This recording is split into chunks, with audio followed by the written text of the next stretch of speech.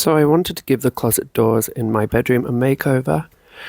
This is what they looked like before, and this was the Pinterest inspo picture. Next I chose the paint colour. I wanted that light sage colour, so I got 3 samples and painted them on the door and waited for it to dry, and I ended up picking the middle one, which was the birch forest from the Taubman's range.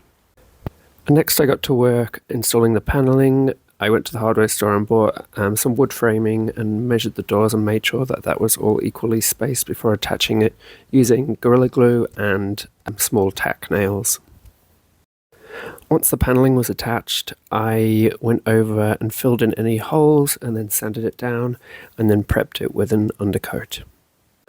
Once the undercoat was dry, I went in with the birch forest paint. I found the Taubman's a lot better than the paint I used for inside the closet. I only needed to do 2 coats. I ended up ordering these brass handles off AliExpress. I think they were about $4.50 each, so I got 6 of those. Once the paint was dry, I drilled the holes for the handles, making sure they were all level, and then attached the handles. I really like how they turned out. For a cost breakdown, the handles were $30, the paint was $104 for 4 litres, and the wood framing came to around $100, so all in all was $250. If you like how these turned out and you'd like to have a go yourself, let me know in the comments and I'll upload a blog post to my website with all the details at venazen.com.